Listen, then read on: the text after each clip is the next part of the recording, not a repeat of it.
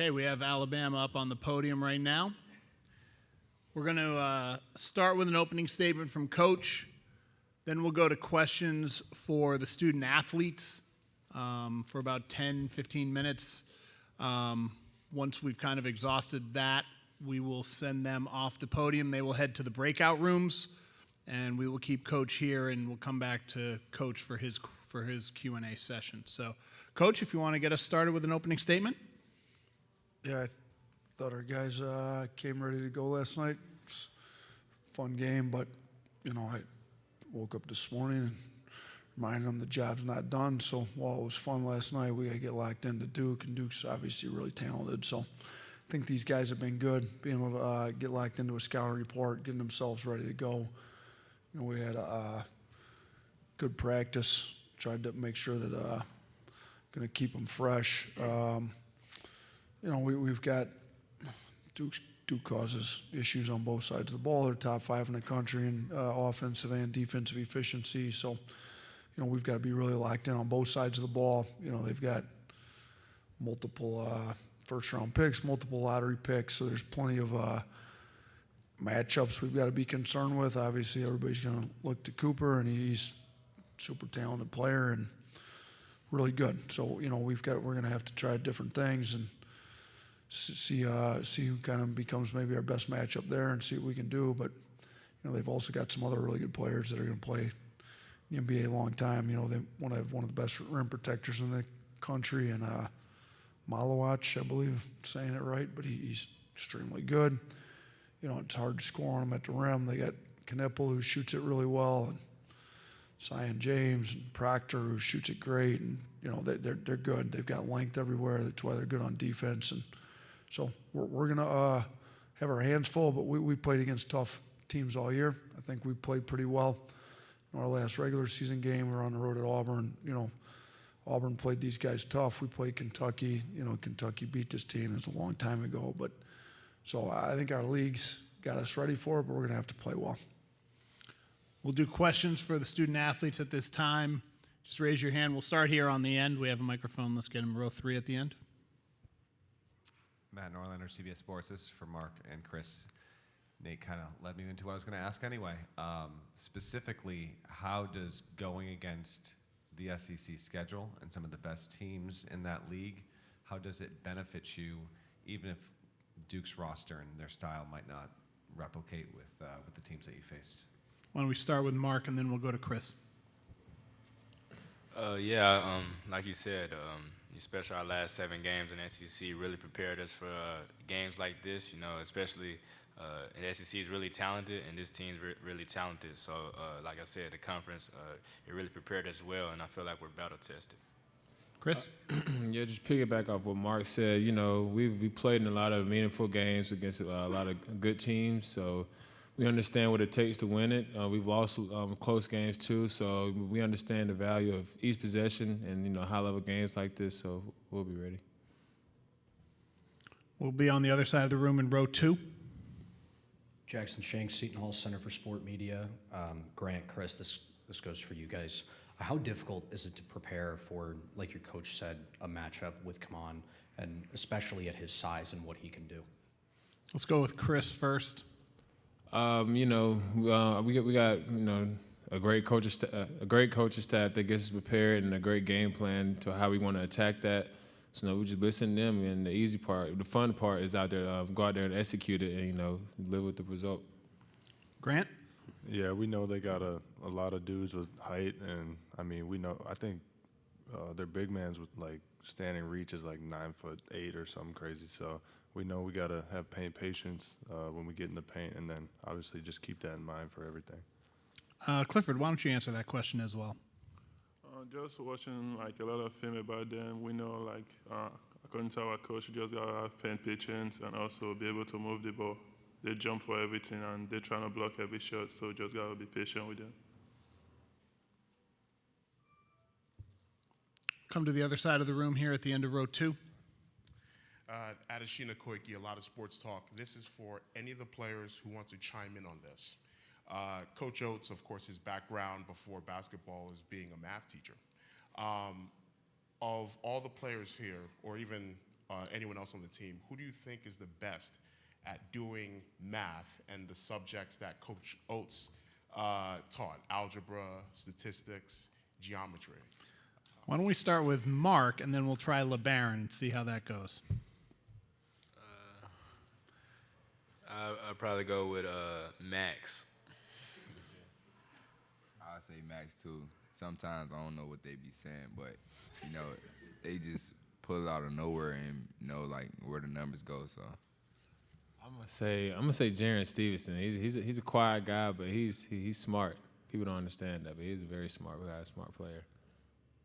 Grant or Cliff, you want to chime in? Yeah, I'd say Max and then Cliff. He was going to school to be an engineer for a little bit, so. I would say my top two, I would go by Max, me, then Jerry.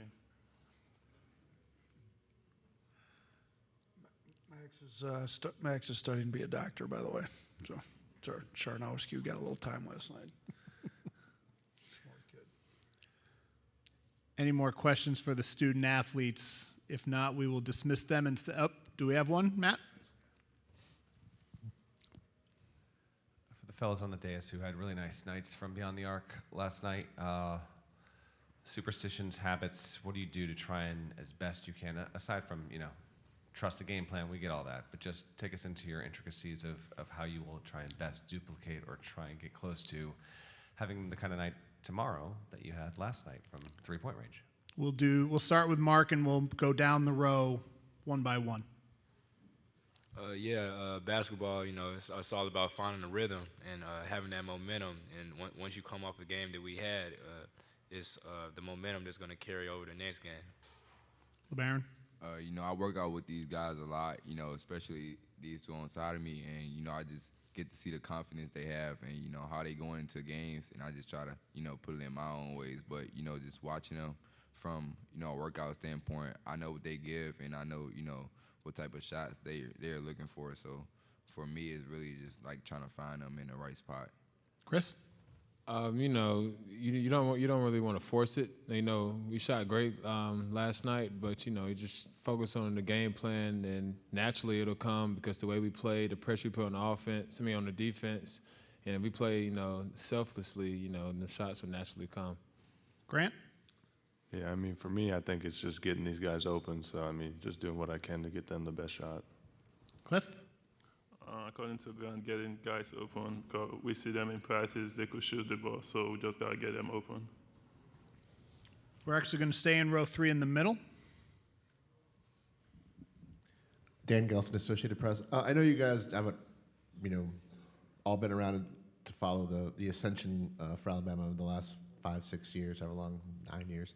But do you get a sense that football was always king at Alabama? Do you get a sense that are you guys treated now as the big men on campus too, by fans in town, other people? Do you feel like you're on equal footing or have kind of surpassed them in some ways as far as how people view the two programs?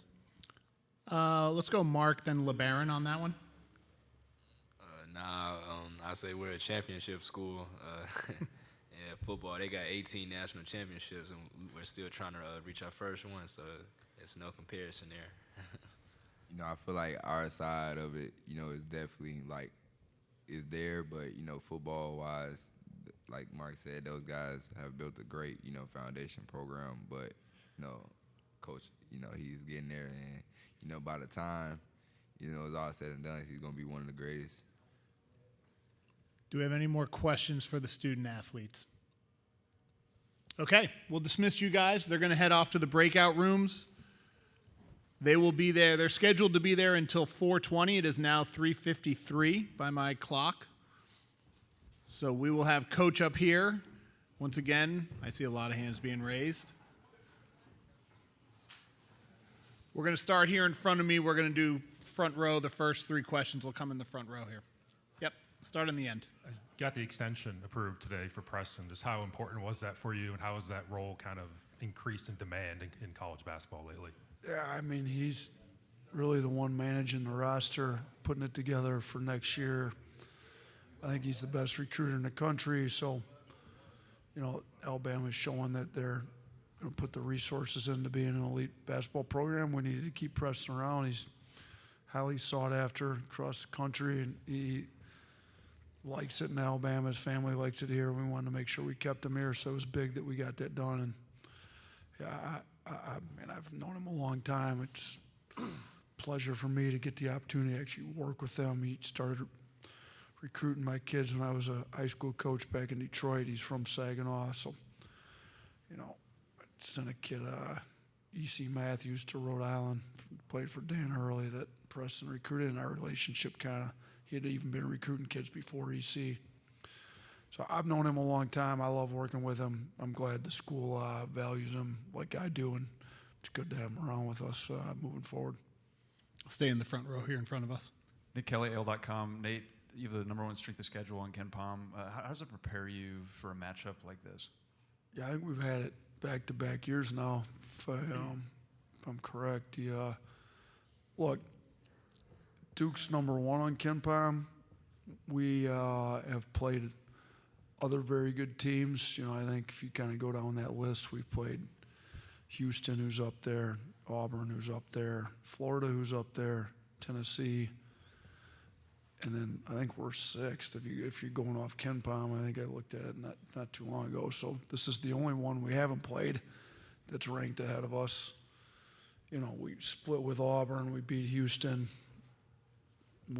I cost us that game at Tennessee there at the end of the game, so the players played well enough to beat Tennessee on the road at Tennessee. Florida, we did not beat. So gives us another opportunity to play one of the best teams in the country. I think playing those other teams has prepped us to play a game of this caliber. Obviously, they're different. Nobody had Cooper Flag. Nobody's got the rim protection that Malawak has. But those other teams had other things they did well. So you just got to put your individual scouting report together. But there's an intensity and a focus and a level of preparation that comes with playing teams of that caliber, and we've done that before. And I think we've been right in those games and done pretty well in most of them. Stay here, row one, right in front of me. Hey, Nate, Eddie Pels from AP. I know obviously you're the highest scoring team in the nation, so we all think, or maybe it would lead people to think you don't really worry about defense too much.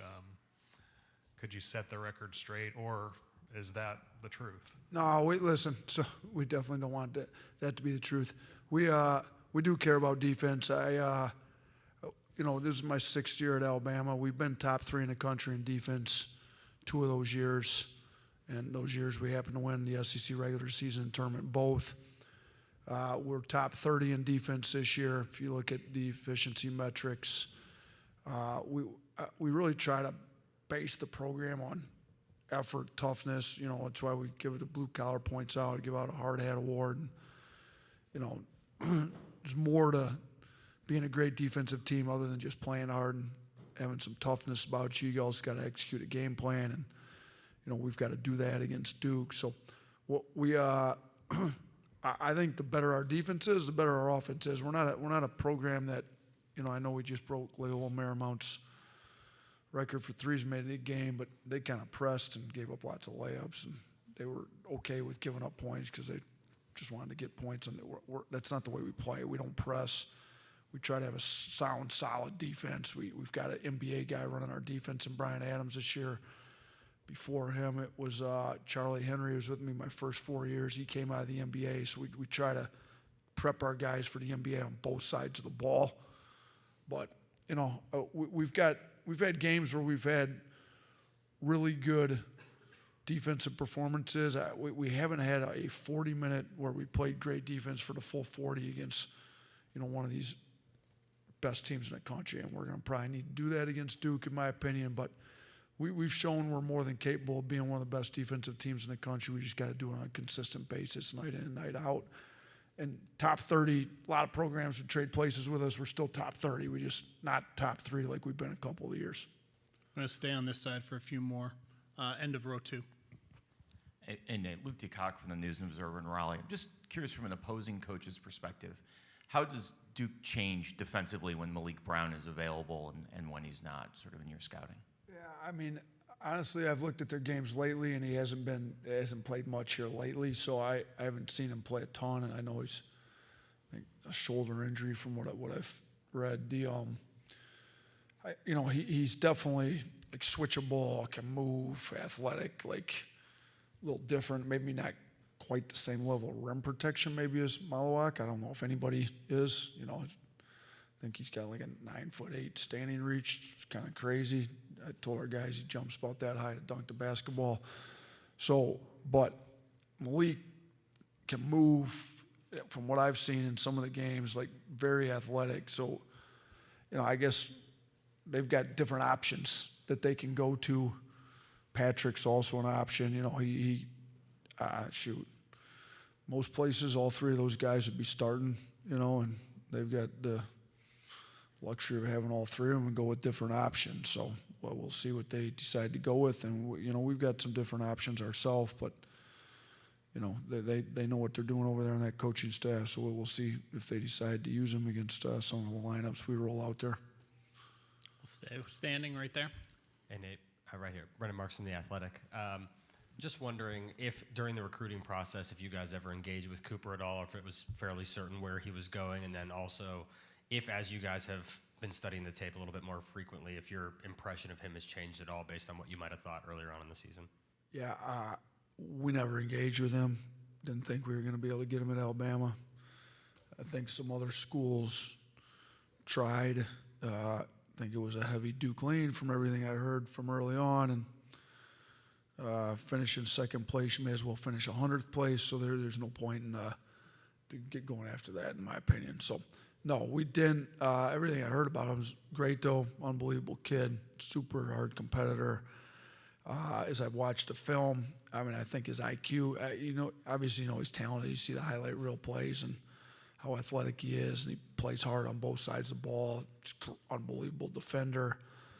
I think one of the things that stands out is he's really good in kind of pick and rolls, and just his IQ. Like, if you help, he's going to find where the help came from. He's going to find the open man. So, he's as good a passer as he is a scorer, and you kind of all knew how good of a scorer he was. So he makes it hard to guard because you can't really load up on him because they got shooting around him. If you don't load up on him, he's hard to guard one-on-one. So, we're going to have to do our best, but he's also one of those guys that like you're not going to hold him down to 10 points. That's just not happening. Like, let's hold him in single digits. He's going to find his way to score some buckets. That's just it. What you can't have is him scoring 25 and getting 8, 9, 10 assists and picking up all these fouls. Like, you're going to have to decide what you want to do. And some of their guys, you better not help very far off because they can really shoot it. So we're going to have to be on top of our game plan with them and have a couple different options because I think if you just do the same thing with him all the time, he's smart enough to figure it out pretty quick. We'll do two more here on row 3, row 4, and then we'll go to the other side of the room. Nate, you were actually just tapping in again to what I was going to ask. From an objective scouting standpoint, what do you think is the more difficult thing to do? To hold Cooper under his averages or to not allow Alabama to get what it wants from the three-point range? Ooh. Well, I haven't played Duke yet, so I don't know how difficult it's going to be to hold Cooper under his averages. Some teams have done a good job.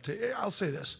If you want to take the three away from us, you can take three away from us. So I'm going to say it's harder to hold Cooper under his averages because there's a way to take the three away from us. Now, we've shown, somebody sent me a stat, we would have won the game last night even if we didn't make it 2. Just based on threes and free throws, we win the game. But we've also played where we've scored almost 70 points in the paint, 2 for teams that are just dead set on. So people ask me, how many threes do you want to get up? Well, depends on how you want to guard us. If you're going to guard us and not let us in the paint, let's get 51 up. And we should have had 52 if Holloway had gotten his foot behind the line on the one. So, if you want to completely run us off the line, build out on every drive, then, we'll try to go score 70, 75 points in the paint. So for sure you can take away our threes by guarding us a certain way, but then you are going to open the paint up on that. So I'm guessing it's going to be hard to keep Cooper under his averages. I haven't played him yet, though, so you'll have to ask me that after the game. And we'll go row 4 before we go to the other side of the room.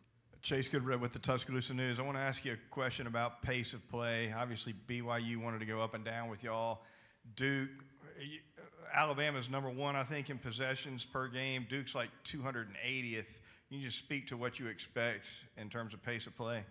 Yeah, I think part of Duke's is, you know, they don't play as fast as we do, obviously. You just gave the numbers. You know, part of it's their defense pretty good. Teams take a while to score on them, so the better your defense is, the longer those possessions go.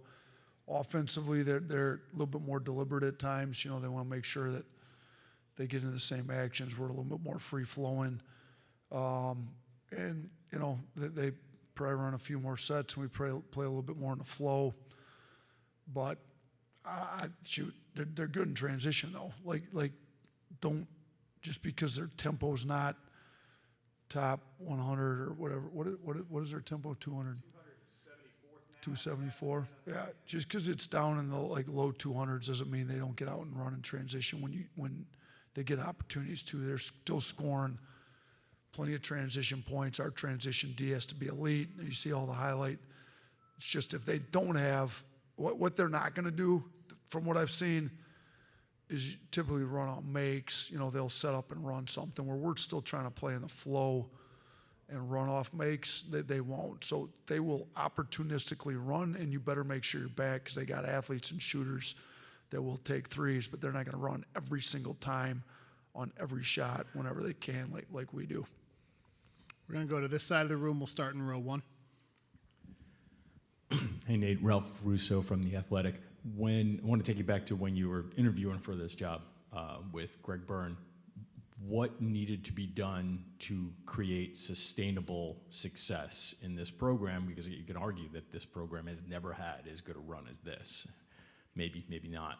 So when you were thinking about taking this job and what Greg thought might this basketball program become, what needed to be done and what has he delivered on and you delivered on? You know, I think the athletic department at Alabama is as good as any in the country. I think resource-wise, I believe there's 6 different sports that have won national championships. So they're going to make sure the athletes are supported, that the coaches have the resources they need to win, and they've done that. We're in the middle of building a new practice facility. It's going to be as good as any in the country, in my opinion. New offices, training rooms, strength, all that stuff. They're supporting us with financial resources that they need to. Somebody just referenced Preston Murphy.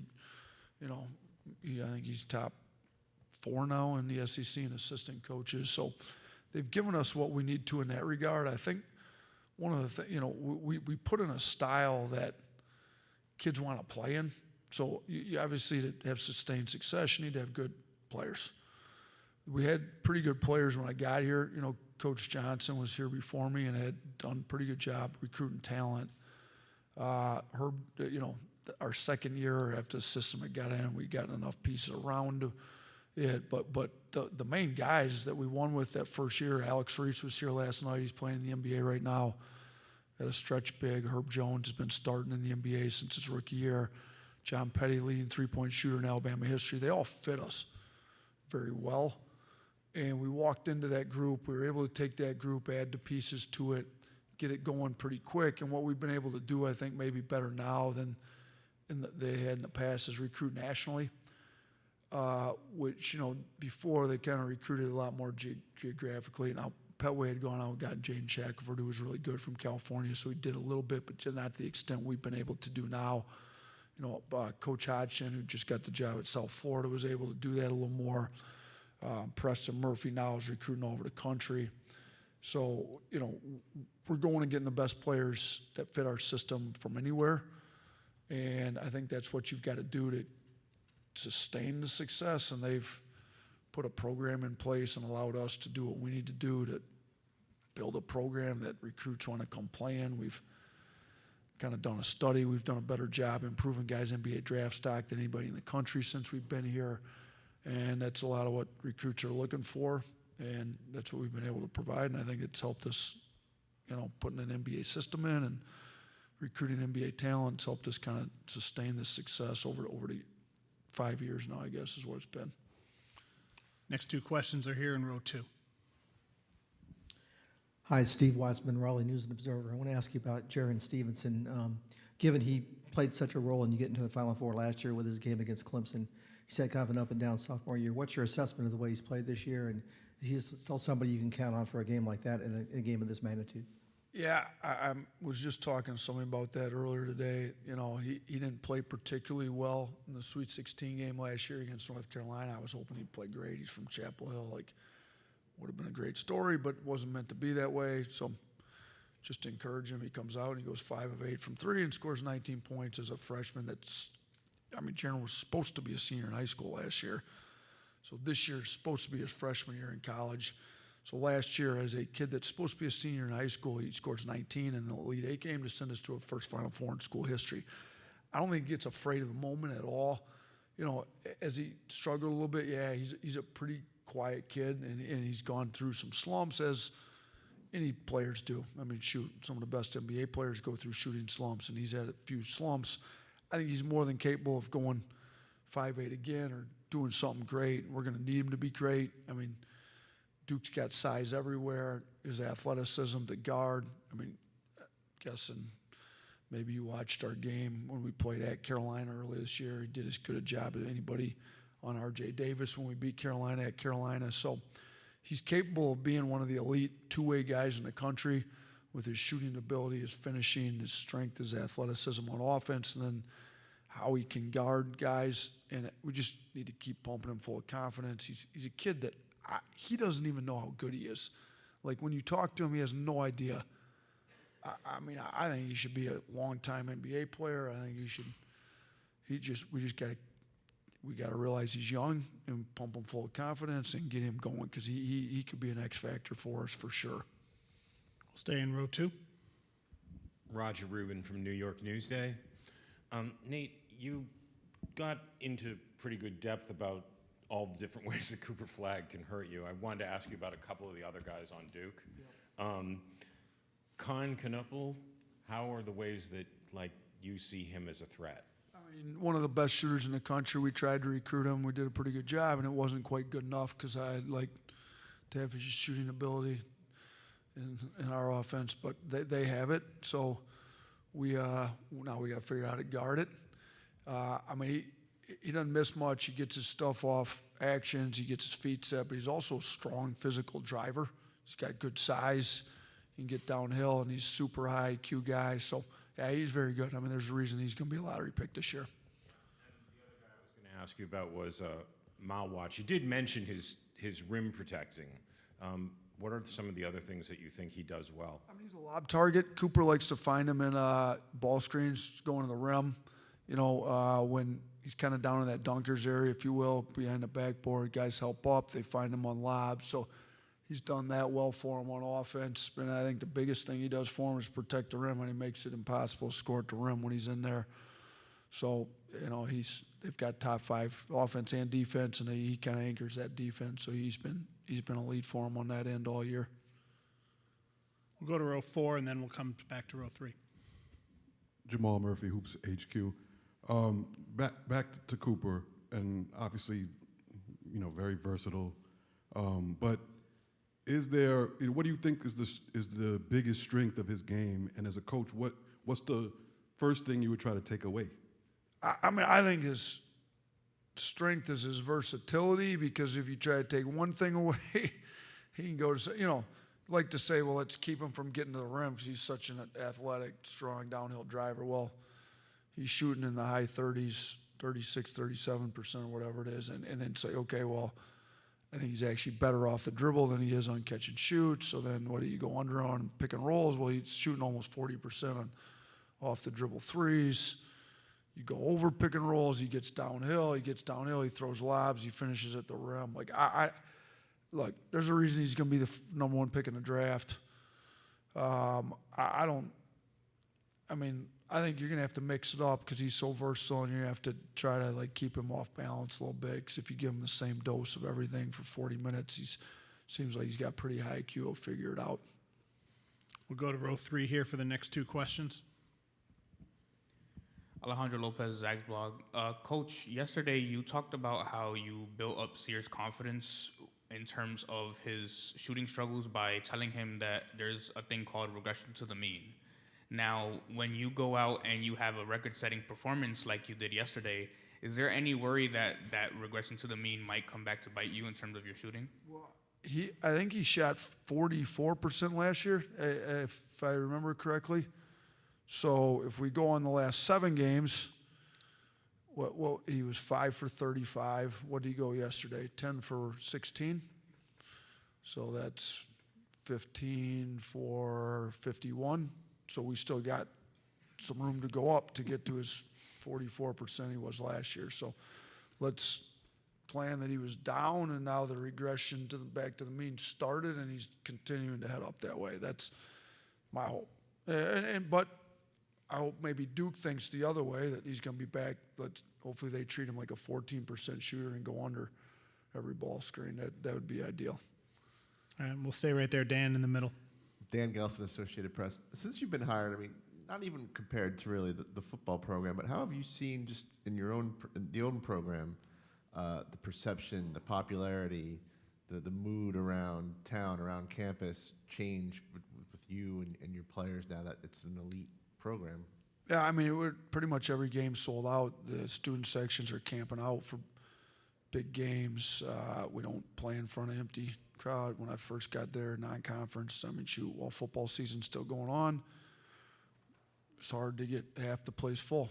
Now that we lead the country in scoring back-to-back years, we got a winning program. We've won 4 SEC championships between the regular season and the tournament. We've been to Final Four. Like, don't have an issue selling the place out. The crowd support's great. People around town are supporting us. People are stepping up in big ways. Like, it's a sports community, it's a sports state. The whole state of Alabama gets behind Crimson Tide, and we sense that everywhere we go, and I think we see it. So, and shoot, the Roll Tide's kind of across the country, a lot of Alabama fans, and now a lot of that's based on the football program and what they've been able to do throughout many, many, many years. But all those Alabama football fans were turning into basketball fans, and a lot of them already were. We just had to resurrect them, bring them out of the woodwork, and they've come, and they're there, and they're there now. So it's been a good time for us that way. I will take a question here, row 2 at this end. Coach Adeshina Koike, a lot of sports talk. You put on your math teacher hat just now, talking about Mark Sears' shooting the past few games. I want you to keep that math teacher hat on for this. So many student athletes at the college level and the prep level saw your game yesterday and have seen your teams play at Buffalo and seen your teams play here and would be attracted to your style of play. But a lot of those student athletes and people their age would probably be turned off if they knew your background in math and learning all of the subjects that you taught. When you were a teacher, how did you impress the importance of the algebra and geometry on students then? And how would you address that to student athletes and teenagers who would be turned off by math, especially during a fraught time in education and public education in this country? It's a good question. I've got 3 daughters. Lexi's a junior in college, so I've had to help her on some math stuff through college. And then Jossie's 15. She's a sophomore. She's a pretty good student, but it does have the question, when am I ever going to use this in real life? Sometimes that's not the point. You need to stretch your mind a little bit and learn how to do it, and who knows when you'll use it. Some of the math I taught and learned, I don't use anymore. But some of the stuff I need to learn a lot better, and you never know where life takes you, so it's always good to stretch your mind. And I got 12-year-old Brielle, and of course, in 7th grade, they're not overly excited about math, but we're trying to get her a little more excited about it. For my students, I try to make it as applicable as you can. Not everything you teach is applicable to everything in life, and you just make the point, like, look, man, I like math because it's a puzzle. It's a product you get. There's a right answer at the end. There's no subjectivity. Thought this paragraph sounded great. This paper, one teacher grades it an A and one teacher grades it a C. In math, it's either right or wrong. So It's a lot more objectivity to it, and get your mind thinking in ways that it needs to get better at. So that's how I just learn the material. I'm going to help you learn it. Different people learn different ways, try to motivate them to learn. And we do some math lessons with our guys. We kind of go through their shot type reports with them every year. I go through efficiency numbers. It's actually amazing now that you got the transfer portal going. And we don't go to very high level math at all, but it's kind of amazing that how little math as it applies to basketball some of these guys actually know when we get them. So I do put my math teacher hat on occasionally and get up on the whiteboard and start expected value on a shot, how you get that, how you expected value on free throws, all that stuff. So we go through it a little bit. We got one final question over here at the other end in row 2.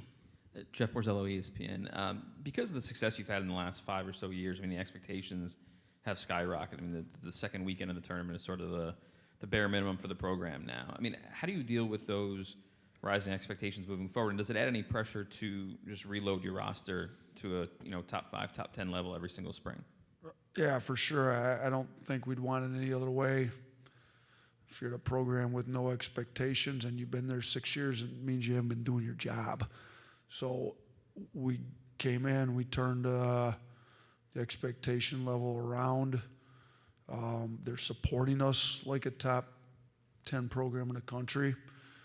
When the administration supports you like a top 10 program in the country, there's an expectation level that's how you perform, and that's how we want to recruit. Now, in a one-game elimination tournament like the NCAA basketball tournament is, that doesn't mean you're going to make it to the second weekend or to the Elite Eight or the Final Four every year. Sometimes it doesn't work like that. I mean, there's very good teams that get upset, and there's still very good teams that had a great year. So, but we want to be in the discussion for a team that can make a Final Four every year. We've been that for the last few years running now.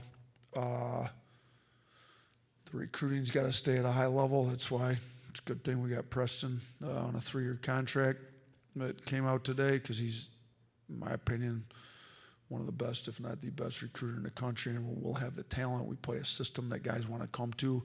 But yeah, when you get the players that we've got and you've won at the level we've won, that's the expectation level. And I think that the players understand what they're coming here for. They're coming here to win championships.